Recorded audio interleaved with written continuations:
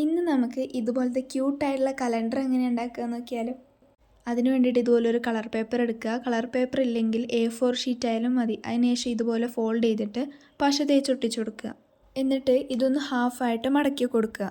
മടക്കിയതിന് ശേഷം സ്കെയിലെടുത്ത് 11 സെൻറ്റിമീറ്റർ രണ്ട് സൈഡിലും മാർക്ക് ചെയ്തിട്ട് ഫോൾഡ് ചെയ്ത് കൊടുക്കുക. ഇത് നേരെ ഓപ്പോസിറ്റ് സൈഡിലേക്കും കൂടെ മടക്കി കൊടുത്തതിന് ശേഷം രണ്ട് പേപ്പറും ഉള്ളിലേക്ക് ആക്കിയിട്ട് ഒട്ടിച്ചു കൊടുക്കുക. ഇനി നമ്മൾ A4 പേപ്പർ എടുത്തിട്ട് 7 സെൻറ്റിമീറ്ററുള്ള സ്ക്വയേഴ്സ് കട്ട് ചെയ്തെടുക്കുക. അതിനുശേഷം നമ്മൾ പേപ്പറിലേക്ക് ഡേറ്റും മന്തൊക്കെ എഴുതി കൊടുക്കുക. ഞാനിപ്പോൾ ജൂൺ മന്തിലാണ് സ്റ്റാർട്ട് ചെയ്യുന്നത്, കാരണം ഇപ്പോൾ ജൂണായി 2025 തുടങ്ങിയിട്ട്. എല്ലാ മാസവും എഴുതിയതിന് ശേഷം നമ്മളിത് ഒന്നിന് മുകളിൽ ഒന്നായിട്ട് ഒട്ടിച്ചു കൊടുക്കുക.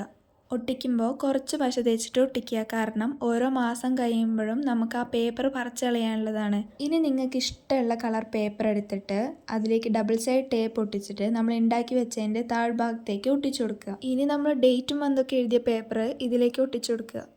ഇനി ഒരു പേപ്പറിൽ 2025 എന്ന് എഴുതി കട്ട് ചെയ്ത് ഒട്ടിച്ചു കൊടുക്കുക. പിന്നെ രണ്ട് കണ്ണും കൂടെ ഒട്ടിച്ച് കഴിഞ്ഞിട്ടുണ്ടെങ്കിൽ നമ്മൾ കലണ്ടറിൻ്റെ പരിപാടി ഇവിടെ ഓൾ സെറ്റ് ആയിട്ടുണ്ട്. അപ്പോൾ നിങ്ങൾക്ക് ഈ ചാനൽ ഇഷ്ടപ്പെടുകയാണെങ്കിൽ സബ്സ്ക്രൈബ് ചെയ്ത് സപ്പോർട്ട് ചെയ്യണേ.